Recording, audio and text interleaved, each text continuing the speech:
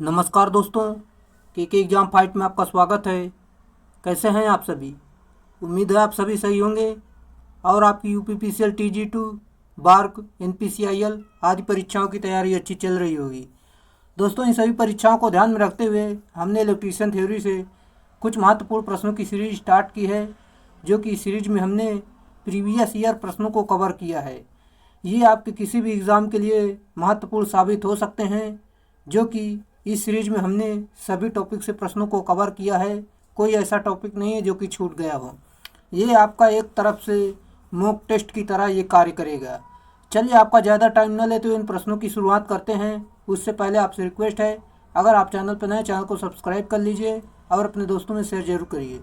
Video अच्छा लगे तो वीडियो को लाइक ज़रूर करना। चलिए, जैसा कि आज का हमारा प्रश्न है यहाँ पर, जो कि यदि डेड डैश की धारा मानव शरीर से होकर प्रवाहित होती है तो इसका प्रभाव श्वसन समस्या के रूप में परिलक्षित होते हैं। सही उत्तर 20 मिली एम्पियर से 30 मिली एम्पियर, ये इसका सही उत्तर है। यहाँ पर हम आपको बताते हैं जो कि इसका प्रभाव श्वसन समस्या के रूप में परिलक्षित होता है, अर्थात श्वसन में समस्या उत्पन्न होती है। अगला, कपास या अन्य कपड़े के कारण लगने वाली आग को बुझाने के लिए इनमें से कौन सा अग्निशामक उपयुक्त होता है? सही उत्तर जो कि शुष्क रसायन, ये इसका राइट आंसर है। जैसे कि और जानकारी देखते हैं यहाँ पर, कपास, लकड़ी, कागज आदि से लगने वाली अग्नि को बुझाने के लिए शीतल जल की बौछार अथवा बहुउद्देशीय शुष्क रसायन उपयुक्त होता है। अगला आपका दिया गया है, जो कि एक डायग्राम बना हुआ है। आपको बताना है ये किसको प्रदर्शित करता है। चलिए, इसका जो सही उत्तर हो जाएगा यहाँ पर हम आपको बता देते हैं। ये आपका ऑप्शन नंबर सी, विकिरण खतरा को प्रदर्शित करता है, राइट आंसर है। चलिए, यहाँ पर एक बार फिर से आपको बताते हैं, जो कि रेडियो एक्टिव खतरे को प्रदर्शित करता है। यह एक चेतावनी संकेत है। चेतावनी संकेत त्रिभुजाकार होते हैं। इनकी पृष्ठभूमि पीली पृष्ठभूमि पर काले रंग की आकृति द्वारा प्रदर्शित किया जाता है, जो कि इस प्रकार प्रदर्शित है। अगला हमारा प्रश्न दिया गया है, जो कि किसी चालक के लिए विद्युत धारा घनत्व का उचित संबंध निम्नलिखित में से किसके द्वारा किया गया है? सही उत्तर आपका हो जाएगा ऑप्शन नंबर ए, जो कि विद्युत धारा अपान अनुप्रस्थ काट का क्षेत्रफल, ये इसका सही उत्तर है। चलिए, यहाँ पर हम आपको बताते हैं, जो कि इस प्रकार है। इसमें धारा घनत्व यहाँ पर दिया गया है। जैसे कि धारा घनत्व के बारे में देखते हैं। धारा घनत्व एक सदिश राशि होती है और प्रति एकांक क्षेत्रफल द्वारा प्रवाहित धारा को ही धारा घनत्व कहते हैं। इसे जैसे प्रदर्शित करते हैं तथा इसका जो मात्रक होता है एम्पियर प्रति वर्ग मीटर होता है, जो कि यहाँ पर हमने धारा घनत्व बराबर आपको बता दिया है विद्युत धारा बत्ते अनुप्रस्थ काट का क्षेत्रफल होता है। आप इसे जरूर याद रखें। विद्युत धारा का रूढ़ प्रतीक डेड डैश होता है। सभी को पता होगा, धारा का मात्रक जो होता है एम्पियर होता है और इसका जो प्रतीक होता है आई होता है, जो कि आपको पता होना चाहिए। जैसे कि यहाँ पर हम आपको बताते हैं, एम्पियर का प्रतीक ए होता है। आवेश का प्रवाह ही विद्युत धारा कहलाता है। यह धनात्मक से ऋणात्मक की ओर बहता है। अगला हमारा दिया गया है, 1 एम्पियर विद्युत धारा को किसके प्रवाह के रूप में परिभाषित किया जाता है? सही उत्तर आपका है, जो कि यहाँ पर ऑप्शन नंबर बी, 1 कूलाम प्रति सेकंड, ये इसका सही उत्तर होगा। चलिए देख लेते हैं फिर से। यदि 1 कूलाम को आवेश को 1 सेकंड के लिए प्रवाहित किया जाए तो संलग्न धारा का मान 1 एम्पियर के तुल्य होता है। जैसा कि आई बराबर क्यू अपान टी होता है, जो कि टी बराबर 1 सेकंड मानेंगे तो यहाँ पर रख देंगे, जो कि आपका धारा इस प्रकार, यानी आपका यहाँ पर आंसर हो जाएगा कूलाम प्रति सेकंड, ये इसका राइट आंसर है। चलिए, अगला है, विद्युत धारा की एसआई इकाई क्या है? सभी को पता होगा, एम्पियर, राइट आंसर है। रेजिस्टेंस का मात्रक ओम होता है। वोल्टेज का वोल्ट होता है। कार्य का मात्रक जूल होता है, जो कि ये सभी यूनिट आपको पता होनी चाहिए। अगला है, किसी भी तार में धारा का प्रवाह किस कारण से होता है? राइट आंसर आपका है, जो कि ऋणावेश की गति के कारण होता है, ये इसका सही उत्तर है। जैसे कि यहाँ पर हम आपको बता देते हैं, विद्युत धारा की गति सदैव ऋणात्मक, आम शब्दों में इलेक्ट्रॉन के विपरीत दिशा में होती है तथा धारा प्रवाह सदैव उच्च विभव से निम्न विभव की ओर बंद परिपथ में होता है। अगला हमारा प्रश्न दिया गया, यहाँ पर हम देखते हैं, जो कि दस्ती औजारों के कास्ट दस्ते में कास्ट के फटाव को रोकने के लिए फेरुल प्रभाव किया जाता है। वैद्युतिक केबल्स में पीवीसी फेरुल डेड डैश के लिए प्रयोग किया जाता है। सही उत्तर आपका हो जाएगा जो कि ऑप्शन नंबर डी। जैसे कि यहाँ पर तारों का बिखराव रोकने के लिए, पीवीसी कवच का फटाव रोकने के लिए, सूती आवरण के सिरों को बिखरने से रोकने के लिए, यानी ये सभी इसका सही उत्तर होगा। चलिए यहाँ पर फिर से आपको बताते हैं जो कि दस्ती औजारों के कास्ट दस्ते में कास्ट के फटाव को रोकने के लिए फेरुल का प्रयोग किया जाता है। वैद्युतिक केबल्स में पीवीसी फेरुल तारों के बिखराव को रोकने के लिए पीवीसी कवच के फटाव एवं सूती आवरण के सिरों को बिखरने से रोकने के लिए प्रयोग किया जाता है।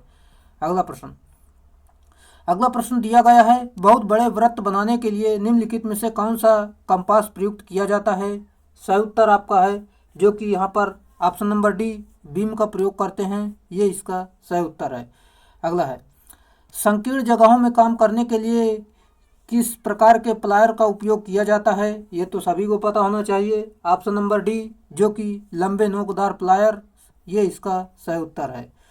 चलिए जैसा कि यहाँ पर इस प्लायर यानी संकीर्ण जगहों में काम करने के लिए लंबे नोक प्लायर का प्रयोग किया जाता है। इस प्लायर को सीधे एवं वक्र जा के रूप में बनाया जाता है।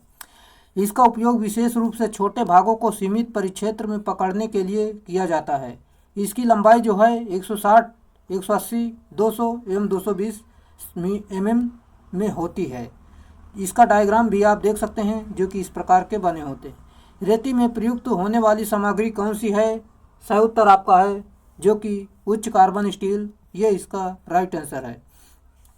जैसा कि रेती का प्रयोग किसी कार्यखंड की सतह पर खुरदरी सतह वाले टूल को रगड़कर पदार्थ को चूर्ण के रूप में हटाने की प्रक्रिया को रेतना कहते हैं तथा इस टूल को रेती कहा जाता है। चलिए अगला हमारा दिया गया है जो कि 3 समान प्रतिरोध वाले समांतर क्रम में जुड़े हुए हैं और उसके बाद श्रेणी क्रम में पहले को दूसरे के साथ संयोजित करने पर परिणामी प्रतिरोध क्या होगा।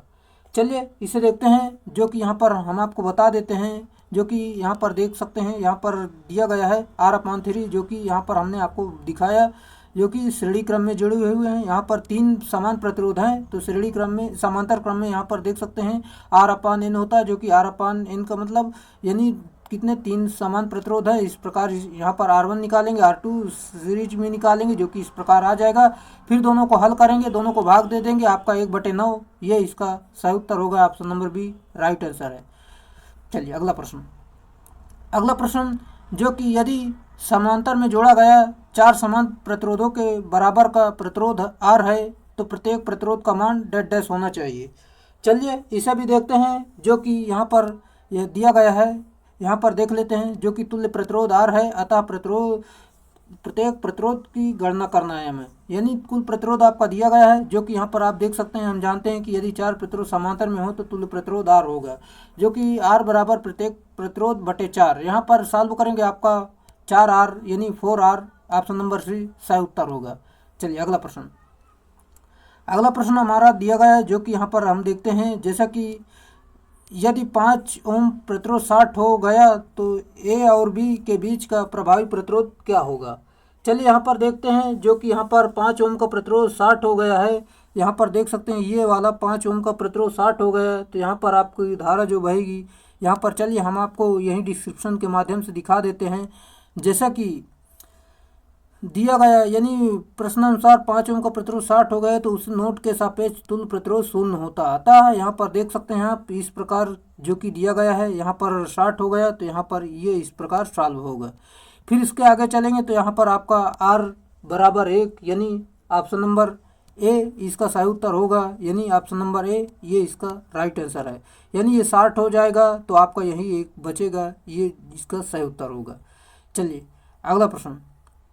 अगला प्रश्न आपका दिया गया है जो कि एक विद्युत हीटर को 100 वाट और 200 वोल्ट की श्रेणी से दी गई है करंट प्रवाह की मात्रा ज्ञात करना है।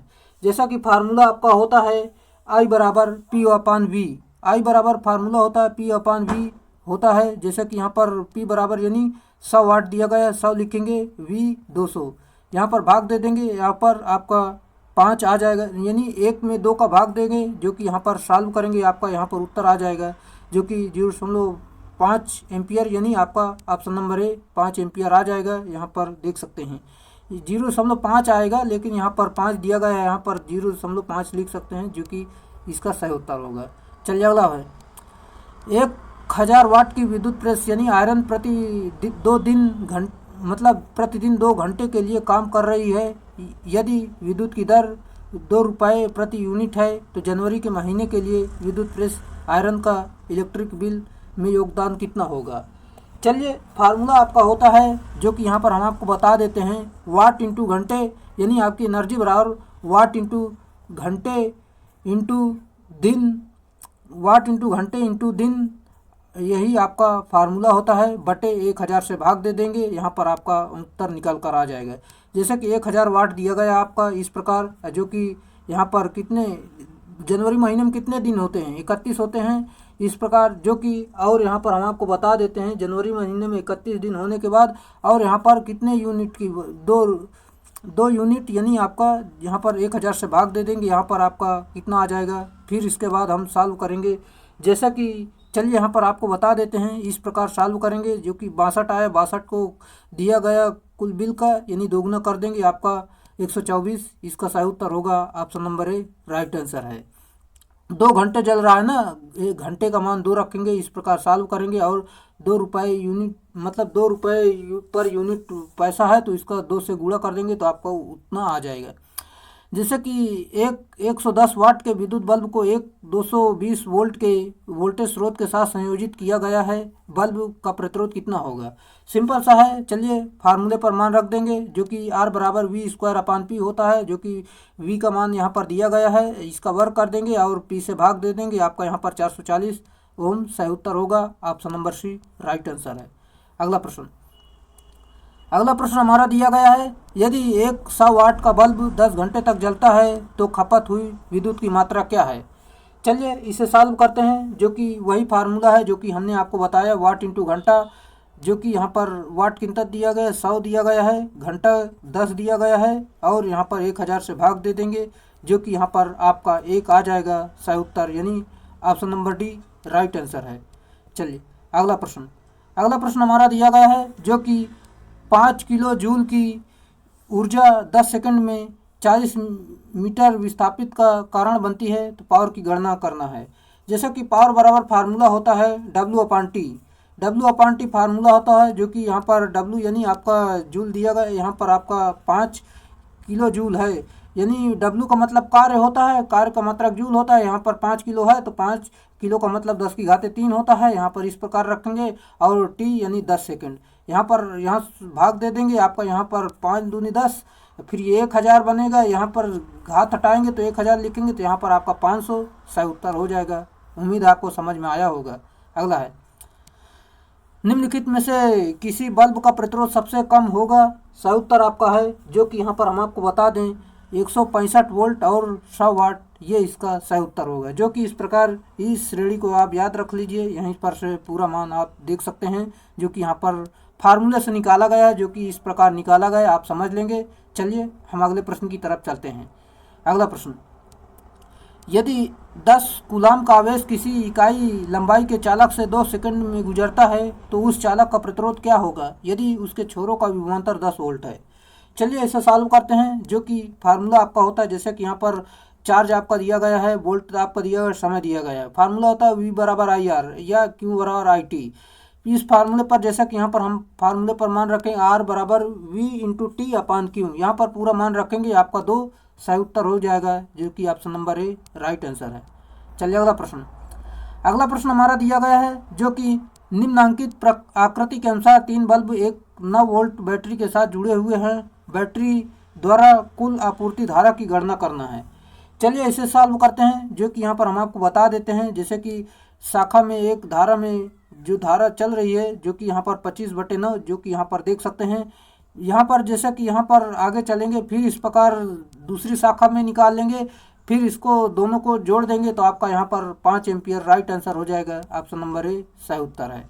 चलिए यहाँ पर देख सकते हैं, इसको दोनों को जोड़ के यानी 25/9 यहाँ पर देख सकते हैं आई बराबर वी अपान आर होता है। इस प्रकार यहाँ पर मतलब क्या बोलते हैं, चलिए आप इसे देख लेना, जो कि यहाँ पर हमने यहाँ पर बता दिया, आप इसे सॉल्व कर लेना, जो कि सही उत्तर आपका 5 एम्पियर राइट आंसर होगा। चलिए यहाँ पर हम आपको बता देते हैं जो कि प्रतिरोधों के समांतर संयोजन का तुल्य प्रतिरोध कितना होता है। सही उत्तर आपका हो जाएगा यहाँ पर, जैसा कि ऑप्शन नंबर सी, यहाँ पर प्रतिरोधों में से निम्नतम मान वाले प्रतिरोध से कम होता है, ये इसका सही उत्तर होगा। जो कि यहाँ पर आप देख सकते हैं समांतर में इसी प्रकार का होता है, यानी समांतर में जितने सबसे कम प्रतिरोध होता है उससे भी कम आपका होता है, और सीरीज में जो होता है जो सबसे बड़ा होता है उससे भी आपका अधिक होता है। चलिए यहीं पर वही मान लिखा हुआ जो कि हमने आपको बता दिया। बाकी हम अगले प्रश्न की तरफ चलते हैं। डैश डैश 2 या 2 से अधिक तारों को एक साथ जोड़ने की एक विधि है जिसमें वोल्टेज की न्यूनतम हानि होती है।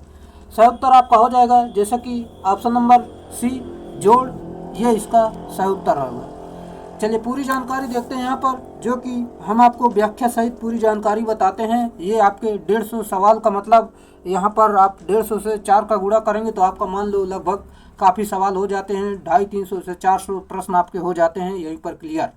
जो कि इस प्रकार अगर पूरी क्लास लेंगे तो आपका पूरा कॉन्सेप्ट क्लियर होगा। और हमारी जितनी क्लासें प्रीवियस ईयर मतलब प्रीवियस क्लासें जितनी पड़ी हुई हैं वो सारी क्लासें देख लेते हैं तो कोई भी आपका एग्ज़ाम नहीं है कि निकल ना जाए।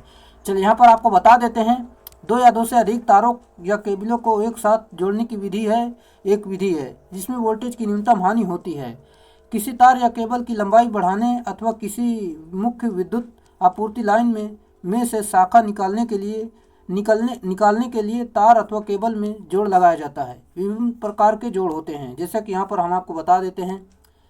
ऐठा हुआ जोड़, मैरिट जोड़, टी जोड़, ब्रिटानिया जोड़, वेस्टर्न जोड़, स्कारफट जोड़ और टैप जोड़, ये सारे जोड़ होते हैं। ये जोड़ आप जरूर याद रखें, और ये जोड़ अगर आप बार का एग्ज़ाम देने जाएंगे तो यहाँ पर स्किल टेस्ट के लिए पूछा जा सकता है। ये सारी जोड़ आप जरूर याद रख लेंगे और इन्हें बना भी लेंगे। चलिए अगला प्रश्न, प्रत्यावर्ती धारा का आरएमएस मान 15 मिली एम्पियर है तो इसका औसत मान क्या होगा। सिंपल सा फार्मूला आपका होता है। चलिए यहाँ पर इसे सॉल्व करते हैं, जो कि इस प्रकार दिया गया है। यहाँ पर जैसे कि IRMS बराबर दिया है इतना, जो कि एवरेज निकालना है। जैसे कि IRMS बराबर फार्मूला होता है IM/√2, यहाँ पर निकालेंगे। इसके बाद जो कि यहाँ पर IM बराबर आपका इतना आ जाएगा, फिर एवरेज निकालेंगे जो कि औसत मान, फिर इस पर पूरा मान रखेंगे जो कि सॉल्व करेंगे। आपका एवरेज धारा आपकी आ जाएगी 13.5 एम्पियर, ये इसका मिली एम्पियर, ये इसका option number C right answer होगा। अगला प्रश्न आपका दिया गया है, निम्नलिखित किस आवृत्ति में सबसे लंबी अवधि होती है। सही उत्तर आपका होगा ऑप्शन नंबर ए, जो कि 1 हर्ट्ज, ये इसका सही उत्तर होगा। जैसा कि यहाँ पर हम आपको बताते हैं, समय अवधि आवृत्ति की यानी आपकी व्युत्क्रमानुपाती होती है, जो कि T बराबर 1/f, अर्थात अवधि सभी अधिक होगी जब आवृत्ति कम से कम होगी। सर्वाधिक अवधि हेतु उपयुक्त विकल्प ए जो कि दिया गया है। अगला है, यदि वोल्टता का आरएमएस मान 230/√2 वोल्ट है तो एसी परिपथ में वोल्टता का शिखर मान पीक टू पीक वैल्यू क्या होगा। चलिए इसे भी सॉल्व करते हैं, जो कि फार्मूला होता है आपका, जैसा कि आरएमएस मान बराबर VM/√2 होता है। VM का मतलब यानी आपका 230 दिया गया, √2 से भाग दे देंगे, आपका यहाँ पर जो कि राइट आंसर निकल कर आ जाएगा। जो कि यहाँ पर जैसा कि यहाँ पर हम आपको बता देते हैं 230 यहाँ पर आपका शिखर मान जो कि निकालेंगे, जो कि इस प्रकार सॉल्व करेंगे, आपका शिखर मान सही उत्तर 460 आपका राइट आंसर हो जाएगा। चलिए जैसा कि यहाँ पर आपका 460 सही उत्तर होगा, इस प्रकार आप सॉल्व कर सकते हैं, जो कि यहाँ पर हमने आपको बता दिया। चलिए अगला प्रश्न आपका दिया गया है, जो कि यहाँ पर हम आपको बता देते हैं, जैसा कि किसी सर्किट में प्रतिक्रियाशील शक्ति यानी रिएक्टिव पावर डैश द्वारा दिया जाता है। सही उत्तर आपका हो जाएगा, जैसा कि यहाँ पर हम आपको बताते हैं, आपका राइट आंसर है ऑप्शन नंबर ए, जो कि VI sin थीटा, ये इसका सही उत्तर होगा। जैसा कि किसी सर्किट में प्रतिक्रियाशील शक्ति या रिएक्टिव शक्ति होती है, रिएक्टिव शक्ति बराबर VI sin थीटा एवं वास्तविक शक्ति पावर VI कास्ट थीटा एवं आभासी शक्ति होती है, जो कि जहाँ फाई आपका पावर फैक्टर, सीबी यानी वास्तविक शक्ति, एसी यानी रिएक्टिव पावर, एसी आभासी शक्ति को प्रदर्शित करता है। ये सारे मान आप जरूर याद रखें। अगला प्रश्न हमारा दिया गया है, परिपथ वियोजक की विच्छेदन क्षमता को सामान्यतः प्रदर्शित किया जाता है। सही उत्तर जो कि MVA में प्रदर्शित करते हैं, ये इसका सही उत्तर होगा। जैसा कि देखते हैं, परिपथ वियोजक एक यांत्रिक युक्ति है जो सभी सामान्य तथा असामान्य परिस्थितियों में परिपथ को बंद करने तथा खोलने में समर्थ होती है। चलिए अगला पॉइंट है, परिपथ वियोजक में मेकिंग धारा ब्रेकिंग धारा की 2.55 गुना होती है। अगला प्रश्न आपका दिया गया है, कौन सी युक्ति भूदोष से सुरक्षा के लिए प्रयुक्त होती है। सही उत्तर आप सभी को पता होना चाहिए, जो कि इसका राइट आंसर है ऑप्शन नंबर सी, ELCB यानी अर्थ leakage circuit breaker right answer है। चलिए जैसा कि यहाँ पर हम आपको बता देते हैं, अर्थ दोष यानी अर्थिंग से सुरक्षा के लिए ELCB यानी अर्थ लीकेज सर्किट ब्रेकर का प्रयोग शॉर्ट सर्किट या ओवरलोड से होने वाले नुकसान से उपकरणों को बचाने के लिए किया जाता है। जैसा कि MCB का पूरा नाम होता है मोल्टेड केज सर्किट ब्रेकर होता है, यानी ऑप्शन नंबर बी सही उत्तर होगा। चलिए यहाँ पर इसकी पूरी जानकारी देखते हैं, जो कि MCB का पूरा नाम मिनिएचर सर्किट ब्रेकर होता है, ELCB अर्थ लीकेज सर्किट ब्रेकर होता है, MCB यानी मोल्टेड केज सर्किट ब्रेकर होता है। ये सारी जानकारी आप जरूर याद रखें। फ्यूज का संकेतक है option number C right answer है। चलिए अगला है, 1 एम्पियर प्रति सेकंड की दर पर 0.5 ग्राम चांदी मुक्त करने के लिए 447 सेकंड समय की आवश्यकता होती है। चांदी की विद्युत रासायनिक तुल्यता क्या होगी। चलिए इसे सॉल्व करते हैं, जो कि इस प्रकार सॉल्व करेंगे। जैसे कि M बराबर ZIT फार्मूला होता है, यानी यहाँ पर हमें Z निकालना है। तो यहाँ पर आपका द्रव्यमान दिया गया है, जो कि यहाँ पर देख सकते हैं 0.5 ग्राम, और टाइम आपका दिया गया है, जो कि इस प्रकार देख सकते हैं, और धारा आपकी दी गई है। पूरा मान इस पर रखेंगे, जो कि आप सॉल्व कर लेंगे, आपका आंसर आ जाएगा ऑप्शन नंबर ए, जो कि 0.00118 ग्राम प्रति कूलाम। ये इसका सही उत्तर होगा। चलिए अगला प्रश्न हमारा दिया गया है, तांबे का विद्युत रासायनिक तुल्यांक कितना दिया गया है ग्राम प्रति कूलाम में, और एक वस्तु का 1 घंटे में 16 ग्राम चढ़ाने के लिए कितनी विद्युत आवश्यक होगी। फार्मूले पर मान रखेंगे, जो कि हमने आपको बता दिया है, वही फार्मूला दिया गया है, वही फार्मूले पर जो कि Z बराबर इतना दिया गया है, T बराबर इतना दिया गया है, इसे सेकंड में बदलेंगे, जो कि 3600 आ जाएगा। फिर M बराबर आपका 16 दिया गया है। हमें धारा निकालनी है, जो कि यहाँ पर देख सकते हैं M बराबर ZIT होता है। फार्मूला यहाँ पर I निकालना है, तो M/ZT होता है। यहाँ पर पूरा फार्मूले पर मान रखें कि कैलकुलेशन करेंगे, आपका 13.46 राइट आंसर हो जाएगा। ऑप्शन नंबर डी सही उत्तर है। अगला प्रश्न आपको दिया गया है, निकिल प्लेटिंग के लिए एनोड किसका बना होता है। सही उत्तर आपका हो जाएगा, जो कि यहाँ पर option number A nickel chromium का बना होता है। ये इसका सही उत्तर होगा। चलिए देखते हैं यहाँ पर, जैसा कि निकिल प्लेटिंग के लिए एनोड शुद्ध निकिल का बनाया जाता है, तथा कैथोड उस धातु का बनाया जाता है जिस पर निकिल की पॉलिश करनी होती है। सामान्यतः लोहा तांबा विद्युत लेपन के लिए DC उपयोग किया जाता है, AC का नहीं। अगला प्रश्न हमारा दिया गया है, विद्युत लेपन यानी इलेक्ट्रोप्लेटिंग विद्युत धारा के निम्नलिखित प्रभाव का एक परिमाण क्या है। सही उत्तर आपका हो जाएगा, जो कि चुंबकीय प्रभाव। ये इसका सही उत्तर होगा। चलिए देख लेते हैं फिर से एक बार। विद्युत लेपन विद्युत धारा के रासायनिक प्रभाव पर निर्भर करता है, और विद्युत लेपन की क्रिया अदिश धारा पर होती है। विद्युत लेपन हमेशा कम मूल्य की वस्तु की अधिक मूल्य की वस्तु पर होती है। अगला है, कोटिंग के उद्देश्य के लिए एक विद्युत अपघट्ट के माध्यम से विद्युत धारा प्रवाहित करने की प्रक्रिया को क्या कहा जाता है। सही उत्तर जो कि विद्युत लेपन कहते हैं, ये इसका सही उत्तर होगा। चलिए पूरी जानकारी फिर से देखते हैं। कोटिंग के उद्देश्य के लिए एक विद्युत अपघट्ट के माध्यम से विद्युत धारा प्रवाहित करने की प्रक्रिया विद्युत लेपन कहलाती है। इस विधि में एनोड पर वह वस्तु की रखी जाती है जिसकी लेपन करनी है, तथा कैथोड पर यह वस्तु रखी जाती है जिस पर लेपन करना हो। यह वास्तविक में विद्युत प्रवाह का एक अनुप्रयोग है। अगला हमारा दिया गया है, जो कि लेड एसिड बैटरी का नाम मात्र सेल वोल्टेज कितना होता है। सही उत्तर आपका हो जाएगा, जो कि यहाँ पर आप सभी को पता होना चाहिए 2 वोल्ट। ये इसका राइट आंसर होगा।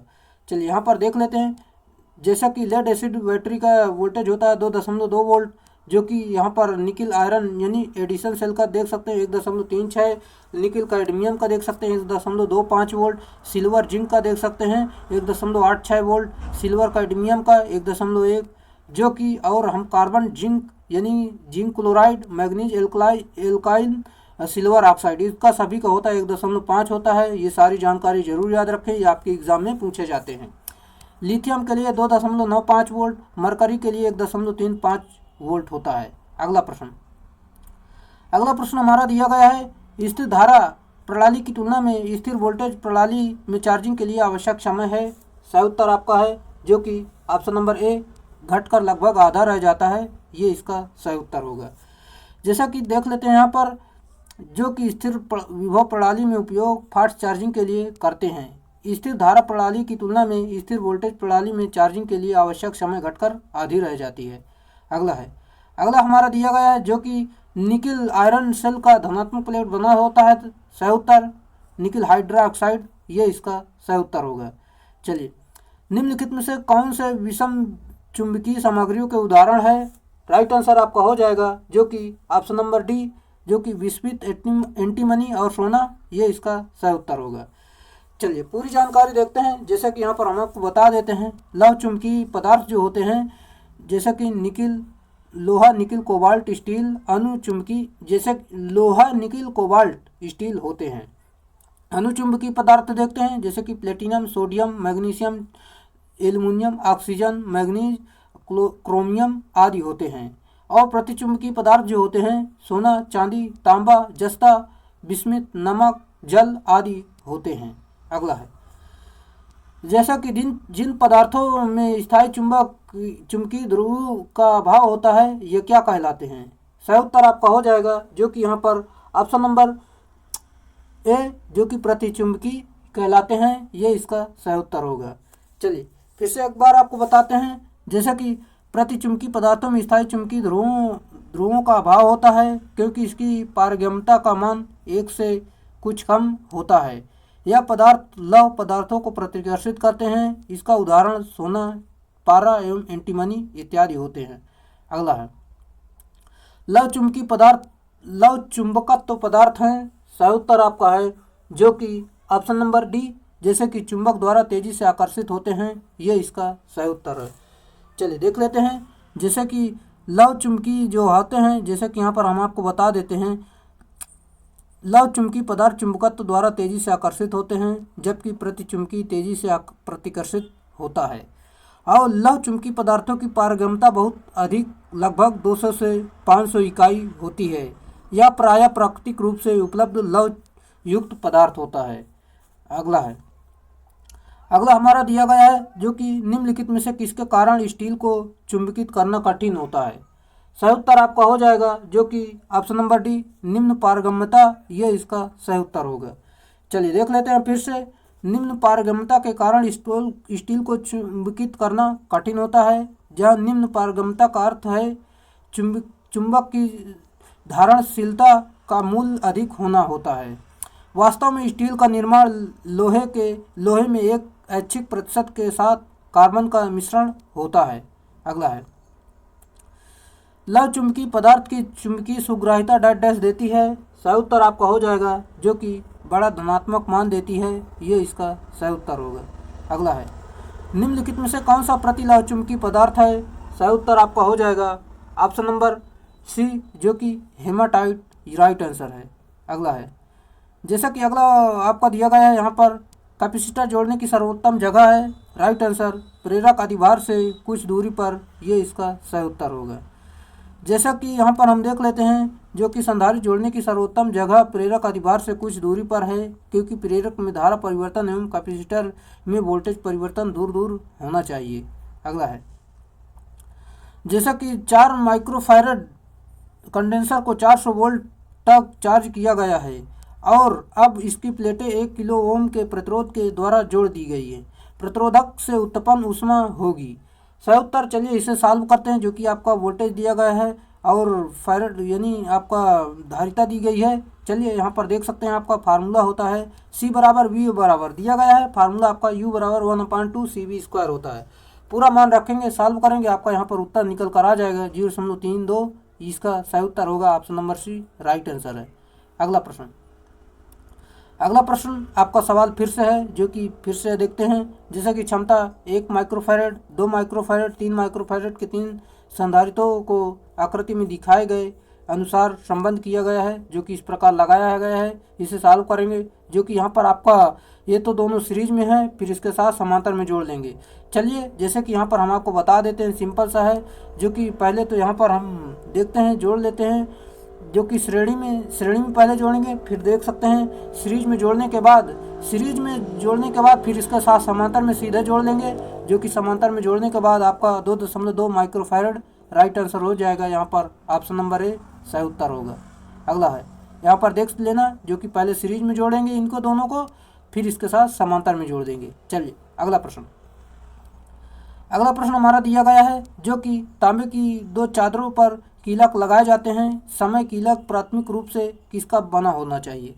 सही उत्तर आपका हो जाएगा यहाँ पर ऑप्शन नंबर डी, जो कि तांबा का बना होना चाहिए, ये इसका सही उत्तर होगा। चलिए, कॉपर के निम्नलिखित गुण के कारण इसके तारों का प्रयोग कनेक्टिंग तारों के रूप में किया जाता है। सही उत्तर आपका हो जाएगा ऑप्शन नंबर ए, निम्न वैद्युत प्रतिरोध, ये इसका सही उत्तर होगा। अगला है, टर्मिनल्स बनाने के लिए साधारणतः किस आधार पर पदार्थ का इस्तेमाल किया जाता है? राइट आंसर आपका है, जो कि यहाँ पर ऑप्शन नंबर ई, तांबे का प्रयोग करते हैं, ये इसका सही उत्तर होगा। चलिए, निम्नलिखित में से कौन सा विद्युत का कमजोर चालक है? सही उत्तर आपका है, जो कि ऑप्शन नंबर डी हो जाएगा, शुद्ध पानी, ये इसका सही उत्तर है। यहाँ पर देखते होंगे एल्यूमिनियम, चांदी, तांबा ये चालक होते हैं, ये शुद्ध पानी आपका चालक नहीं होता है। चलिए, यहाँ पर आप देख सकते हैं चालकता का क्रम जो होता है, चांदी सबसे ज़्यादा चालकता होती, तांबा, उसके बाद सोना, एल्यूमिनियम, अशुद्ध जल होता है। निम्न में से कौन सा विद्युत का चालक नहीं है? सही उत्तर, जो कि यहाँ पर प्लास्टिक, राइट आंसर है। अगला है, निम्नलिखित में से कौन सा विद्युत धारा का सुचालक है? सही उत्तर, जो कि नल का पानी, राइट आंसर है। चलिए अगला प्रश्न आपका दिया गया है, यहाँ पर हम देखते हैं, जो कि यहाँ पर जैसे कि विद्युत पानी किसका उदाहरण है? राइट आंसर, चालक का उदाहरण है, जो कि हमने अभी आपको बता दिया है। अगला प्रश्न, आजकल चालक के रूप में खूब प्रयोग की जाने वाली सस्ती धातु है एल्यूमिनियम, राइट आंसर है। चलिए अगला प्रश्न हमारा दिया गया है, जो कि यहाँ पर आप देख सकते हैं, जैसे कि टनल डायोड में टनलिंग की घटना किस व्यवहार पर आधारित है? सही उत्तर आपका हो जाएगा, जो कि यहाँ पर ऑप्शन नंबर बी, क्वांटम यांत्रिक व्यवहार पर आधारित है, ये इसका सही उत्तर होगा। जैसा कि टनल डायोड में टनलिंग की घटना क्वांटम यांत्रिक व्यवहार पर आधारित है। टनल डायोड पतले जंक्शन का डायोड होता है। कम फॉरवर्ड बायस पर यह निगेटिव प्रतिरोध प्रदर्शित करता है। इसे एम्प्लीफिकेशन तथा दोलन के लिए उपयोग किया जा सकता है। अगला हमारा दिया गया, जो कि इस प्रकार का, जैसा कि हम देखते हैं, फोटो डायोड का विद्युत निर्गत अधिकतम होगा जब एक। सही उत्तर आपका हो जाएगा, जैसे कि ऑप्शन नंबर सी, जो कि लघु अग्र बायस इसके क्रॉस मौजूद है, ये इसका सही उत्तर होगा। चलिए देख लेते हैं फिर से एक बार, फोटो डायोड का विद्युत आउटपुट अधिकतम होगा जब एक लघु अग्र बायस इसके क्रॉस मौजूद है। फोटो डायोड अब पश्च अभिनत पर कार्य करने वाली पीएन संधि युक्ति है। पश्च अभिनत पर उत्पन्न होने वाली पश्च धारा अल्पसंख्यक आवेश वाहकों के प्रवाह के कारण होती है। इनका उपयोग प्रकाश डिटेक्टर के रूप में होता है। अगला हमारा दिया गया है, जब अर्धचालक डायोड अग्रबायसित होता है तब वह होता है। सही उत्तर, जो कि धारा प्रवाहित करता है, ये इसका सही उत्तर होगा। अगला प्रश्न, भूयोजन या तार भूमिगत तार का आकार किस पर आधारित होता है? सही उत्तर आपका है, जो कि ऑप्शन नंबर डी, जैसे कि यहाँ पर सेवा लाइन की निर्धारित धारा क्षमता पर और मृदा प्रतिरोधकता पर, यानी बी सी दोनों राइट आंसर है। चलिए फिर से एक बार बताते हैं, जो कि भू संपर्कन में जो तार प्रयोग करते हैं उनका आकार भूमिगत तार के माध्यम से प्रवाहित अधिकतम दोष धारा और धारा वहन क्षमता पर आधारित होता है। घरेलू वायरिंग में 14 SWG अर्थिंग तार और 8 SWG आई अर्थ संयोजन का प्रतिरोध बहुत कम होता है, इसलिए लीकेज धारा पृथ्वी में चली जाती है। अगला प्रश्न, 5 एम्पियर क्षमता वाले घरेलू अधिष्ठापन के लिए निम्नलिखित में से ताम्र भू अविच्छात्रता चालक का न्यूनतम माप कौन सा है? सही उत्तर आपका हो जाएगा जो कि यहाँ पर ऑप्शन नंबर ए 1.5 mm², ये इसका सही उत्तर होगा, जो कि इस प्रकार देख सकते हैं आप। अगला प्रश्न, कौन सा नियम भारतीय विद्युत यानी इंडियन इलेक्ट्रिसिटी नियम भूसंपर्कित और भूसंपर्कित उदासीन चालकों की पहचान तथा उनमें स्विच और कटआउट की स्थिति का वर्णन करता है? सही उत्तर जो कि यहाँ पर ऑप्शन नंबर सी, जो कि नियम संख्या 32, ये इसका सही उत्तर होगा।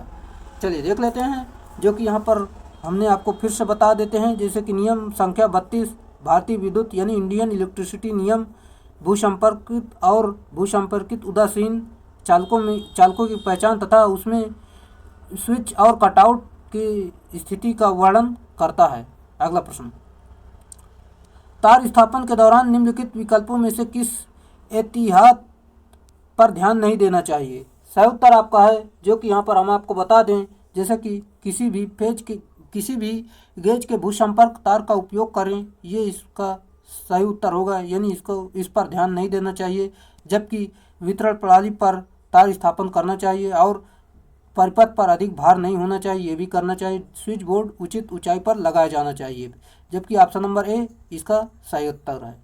अगला है, समय के समान अंतराल पर भूसंपर्क तार यानी अर्थ के प्रतिरोध को आवश्यक मापा जाना चाहिए। इसके लिए किस यंत्र का उपयोग किया जाता है? सही उत्तर ऑप्शन नंबर सी, भू परिक्षित्र, ये इसका सही उत्तर होगा।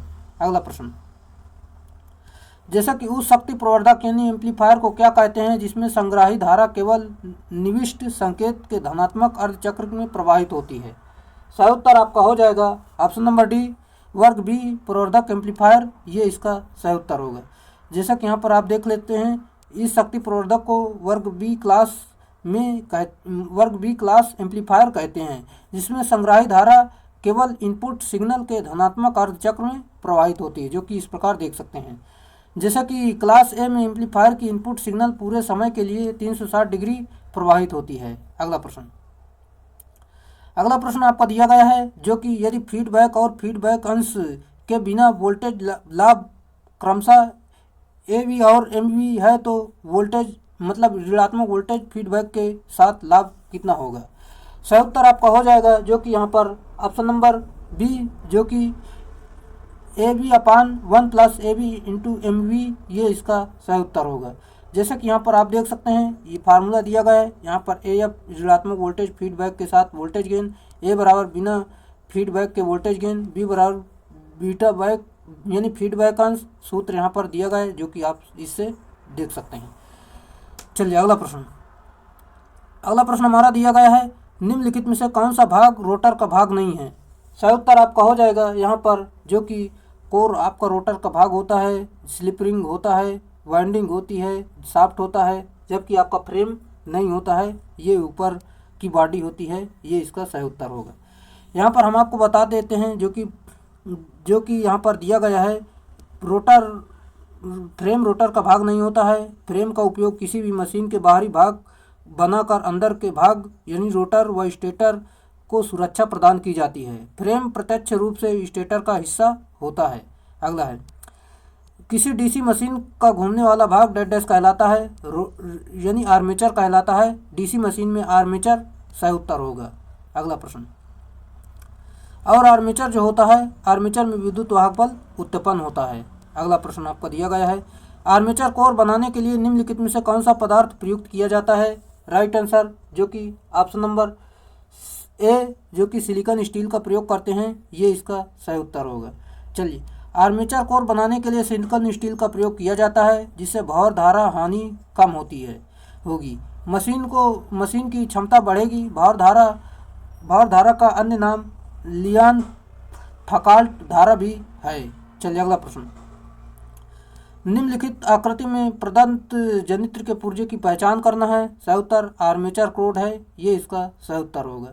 अगला प्रश्न, ये जो होता है सिलिकॉन स्टील से बना होता है। अगला प्रश्न, डीसी जनरेटर में ध्रुवों की संख्या और आर्मेचर चालकों की संख्या नियत होती है। निम्नलिखित में से कौन सी कुंडली अपेक्षाकृत उच्च विद्युत वाहक बल प्रदान करेगी? राइट आंसर आपका हो जाएगा जो कि यहाँ पर ऑप्शन नंबर ए जो कि वेव वाइंडिंग राइट आंसर है। चलिए पूरी जानकारी देखते हैं यहाँ पर वेव वाइंडिंग के बारे में। ये उच्च वोल्टेज तथा निम्न धारा प्रदान करती है। वेव वाइंडिंग में समांतर पथों की संख्या 2 होती है और लैप वाइंडिंग लैप कुंडली में धारा पथों की संख्या पोलों की संख्या के समान होती है। यह उच्च धारा तथा निम्न वोल्टेज प्रदान करती है। अगला प्रश्न,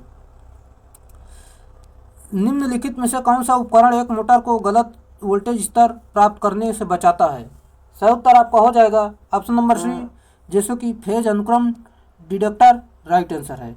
पूरी जानकारी देखते हैं यहाँ पर। जैसे कि यह फेज अनुक्रम बदल जाने पर भी मोटर को स्टार्ट नहीं होने देता है और इसमें वोल्टता के उच्च एवं निम्न सीमा दी होती है और जिससे कम या अधिक होने पर मोटर प्रारंभ नहीं होती है। अगला, वायरिंग में प्रयुक्त चालक डेड डैश का होना चाहिए। सही उत्तर आपका है जो कि तांबे का, ये इसका राइट आंसर है। जो कि वायरिंग में कॉपर का चालक प्रयोग किया जाता है क्योंकि कॉपर की चालकता अधिक तथा प्रतिरोधकता कम होती है। कॉपर की प्रतिरोधकता 20 डिग्री सेल्सियस तथा इसका जो होता है 1.59 गुणे 10⁻⁻8 इंटू सेंटीमीटर होता है। अगला है, जनरेटर के इंस्टॉलेशन के दौरान यह सावधानी पूर्वक सुनिश्चित किया जाना चाहिए कि जनरेटर के टर्मिनल और सभी नियंत्रण वायरिंग सही है हो तो ताकि डेड डैश का क्रम प्रणाली के साथ मेल खाता है। सही उत्तर आपका हो जाएगा ऑप्शन नंबर बी फेज अनुक्रम राइट आंसर है। पूरी जानकारी फिर से देखते हैं। जनरेटर के इंस्टॉलेशन के दौरान यह सावधानी पूर्वक सुनिश्चित किया जाना चाहिए कि जनरेटर के टर्मिनल और सभी नियंत्रण वायरिंग सही हों ताकि फेज अनुक्रम का क्रम प्रणाली के साथ मेल खाता हो। अगला प्रश्न, लाल रंग की तार को निम्नलिखित के लिए उपयोग किया जाता है। सही उत्तर जो कि आपका फेज, ये इसका सही उत्तर होगा। अगला प्रश्न, यहाँ पर हम आपको बता देते हैं अर्थ के लिए हरी और न्यूट्रल के लिए काला, जो कि RYB यानी ये RYB जो होते हैं ये फेज होते हैं और अर्थ हरा न्यूट्रल काला होता है। अगला प्रश्न, लेमिनेटेड सिलिकॉन क्रोड का इस्तेमाल किस लिए किया जाता है? सही उत्तर आपका हो जाएगा जो कि ऑप्शन नंबर सी लव ह्रास घटाने के लिए करते हैं, ये इसका सही उत्तर होगा। जैसा कि विद्युत मशीनों में लव हानि या एडी करंट हानि को कम करने के लिए लेमिनेटेड सिलिकॉन क्रोड का उपयोग किया जाता है, जबकि सिलिकॉन क्रोड स्टेसिस हानि को कम करता है। अगला है, ताम्र हानि को डेड डैश के नाम से भी जाना जाता है। सही उत्तर आपका हो जाएगा जो कि ओमिक हानि के नाम से जानते हैं, ये इसका सही उत्तर होगा। जैसे कि ताम्र हानि को ओमिक हानि भी कहते हैं तथा इसका मान लोड पर निर्भर करता है। ताम्र हानि का अन्य नाम अस्थिर हानि भी होता है। वैद्युतिक मशीनों में इस प्रकार की हानि को ज्ञात करने के लिए लघु परिपथ परीक्षण किया जाता है। अगला है, क्रोड हानि और घर्षण हानि मिलकर डेड डैश बनाते हैं। सही उत्तर आपका हो जाएगा जो कि ऑप्शन नंबर डी विपथित स्ट्रे हानि, ये इसका सही उत्तर होगा। चल देख लेते हैं फिर से। क्रोड हानि और घर्षण हानि मिलकर विपथित स्ट्रे हानि बनाते हैं। क्रोड हानि को कम करने के लिए कम मोटाई की पट्टियां लेमिनेशन प्रयोग करते हैं। साथ ही आवश्यकता के अनुरूप घर्षण को कम करने के लिए लुब्रिकेटिंग ऑयल इत्यादि का प्रयोग किया जाता है। अगला है, डीसी मशीनों के मामले में यांत्रिक हानियां मुख्यतः इसका फलन होती हैं। सही उत्तर आपका हो जाएगा ऑप्शन नंबर सी चाल राइट आंसर है। जैसा कि यहाँ पर आपको बता देते हैं, डीसी मशीनों में यांत्रिक हानियां मुख्यतः चाल का फलन होती है। यांत्रिक हानियां मशीन में घूर्णन से संबंधित है, अतः यह लोड से पूर्णतः स्वतंत्र होती है। इसे स्थिर हानियां भी कहा जाता है। अगला है, जब डीसी जनरेटर के चुंबकीय उत्क्रमण में वृद्धि होती है तो किस हानि में तेजी से वृद्धि होगी?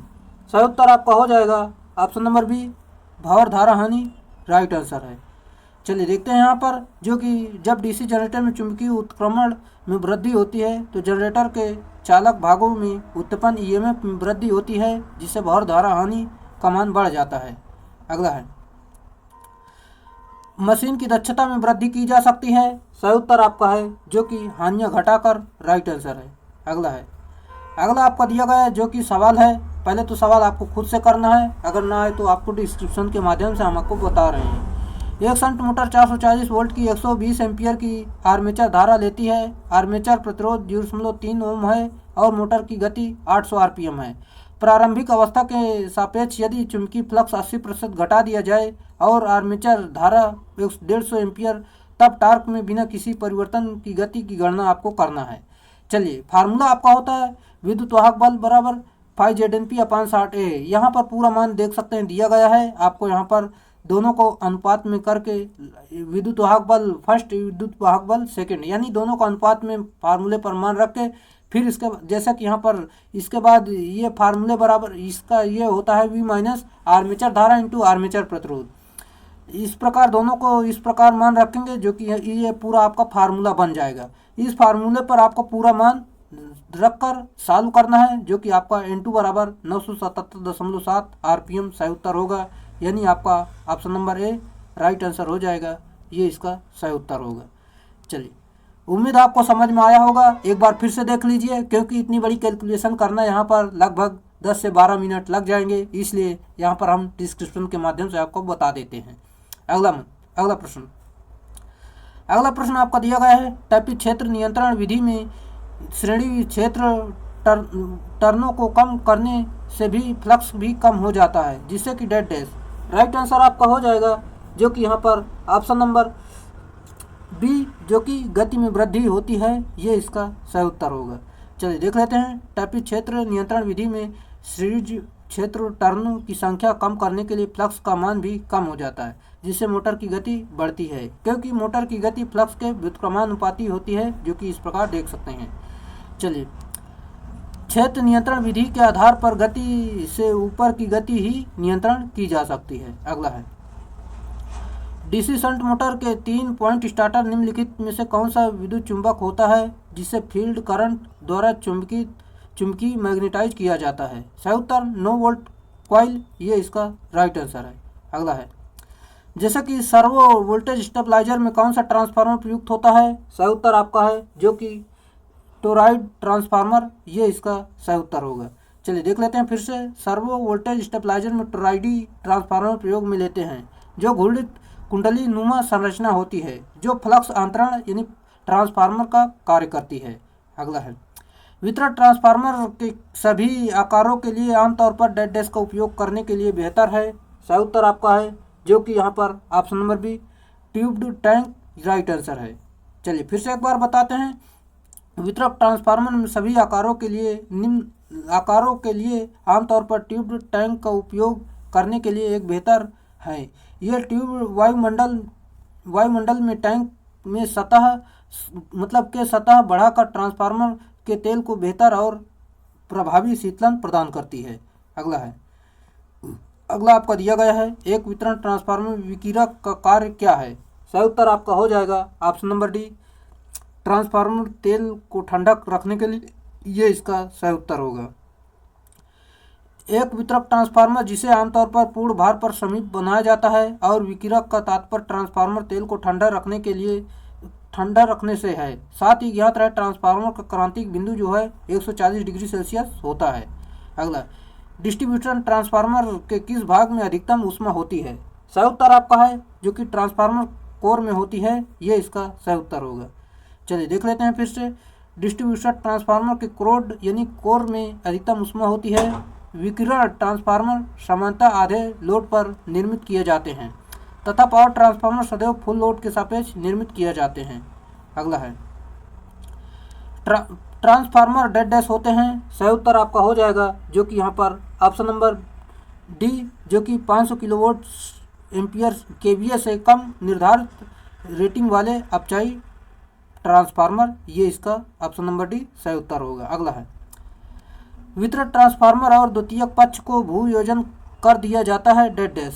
सही उत्तर आपका है ऑप्शन नंबर सी, जो कि क्योंकि धरती मशीन और मानव जीवन को सुरक्षा प्रदान करती है, ये इसका सही उत्तर होगा। अगला प्रश्न आपका दिया गया है, जो कि एक ट्रांसफार्मर को द्वितीयक वाइंडिंग का प्रतिरोध RS है तथा उसका परिवर्तन अनुपात K है, तो द्वितीयक कुंडलन का प्राथमिक की ओर और तुल्यकालिक प्रतिरोध डेड डैश होगा।